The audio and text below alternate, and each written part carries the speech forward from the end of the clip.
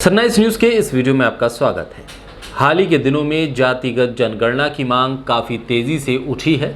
कुछ दिन पहले बिहार के मुख्यमंत्री नीतीश कुमार ने तेजस्वी यादव समेत करीब 10 राजनीतिक दलों के प्रतिनिधियों के साथ प्रधानमंत्री नरेंद्र मोदी से इस मुद्दे पर मुलाकात की।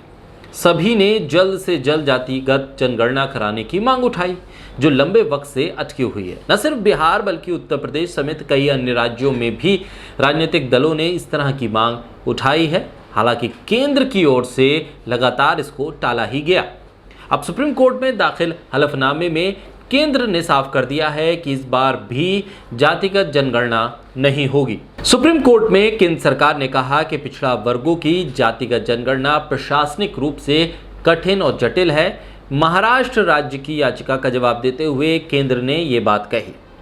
जातिगत जनगणना की बढ़ती मांग को लेकर सत्ताधारी बीजेपी अब तक चुप थी। केंद्र ने सुप्रीम कोर्ट में अपने जवाब में कहा है कि आज़ादी से पहले भी जब जातियों की गिनती हुई तो डेटा की संपूर्णता और सत्यता को लेकर सवाल उठते रहे हैं। दरअसल महाराष्ट्र सरकार के द्वारा सुप्रीम कोर्ट में एक याचिका दायर की गई थी, जिसमें केंद्र सरकार से 2011 की जनगणना के अनुसार ओबीसी समुदाय का डाटा मांगा गया था।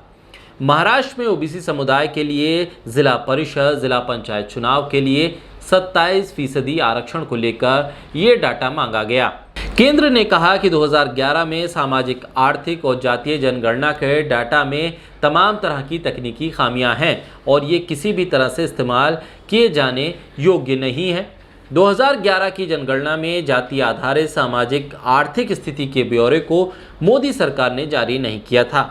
इसके अलावा ओबीसी के भीतर नौकरियों और शिक्षण संस्थाओं में आरक्षण को लेकर कम प्रभुत्व वाली जातियों की स्थिति देखने के लिए नई रोहिणी कमीशन की रिपोर्ट भी नहीं आई थी, जबकि 2017 में इस कमीशन को बनाने के बाद से 11 बार इसे एक्सटेंड भी किया गया।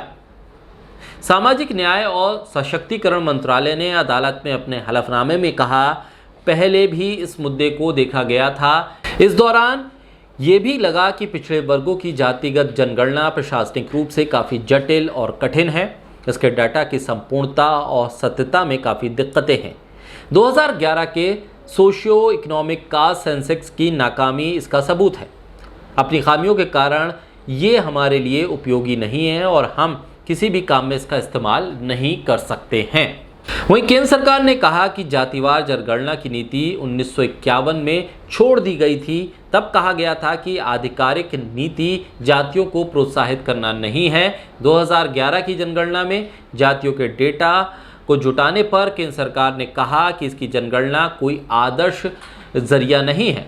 जातियों की गिनती से जनगणना की बुनियादी समग्रता पर गंभीर सवाल खड़े होते हैं। इससे आबादी की मौलिक गिनती भी प्रभावित होती है। 2021 में जातिगत जनगणना के तहत डाटा जुटाने पर केंद्र ने कहा कि जनगणना कोई आदर्श जरिया नहीं है। जातियों की गिनती से जनगणना की बुनियादी समग्रता पर गंभीर खतरा पड़ता है। केंद्र ने कहा कि 2021 की जनगणना में जातियों की गिनती शामिल करने की मांग मुश्किल है, क्योंकि अब बहुत देर हो चुकी है।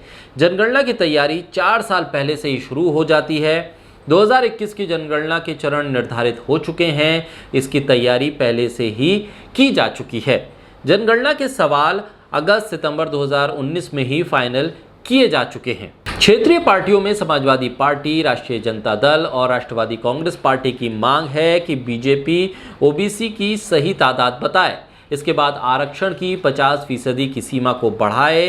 बीजेपी इसे नहीं मानेगी तो इनके लिए ये कहने में आसानी होगी कि बीजेपी अन्य पिछड़ी जातियों के साथ धोखा कर रही है, जबकि वो उनके ही वोट से सत्ता में पहुंची है। ऐसे में देखना होगा कि विपक्ष जिस तरह से जातिगत जनगणना को लेकर लामबंद हो रहा है, सरकार के इस हलफनामे से आने वाले चुनावों में बीजेपी की किस तरह से मुश्किलें बढ़ती हैं। आपको हमारा वीडियो कैसा लगा कमेंट बॉक्स में ज़रूर बताइए। साथ ही हमारे YouTube चैनल सनराइज न्यूज़ को लाइक कीजिए, सब्सक्राइब कीजिए और कीजिए शेयर।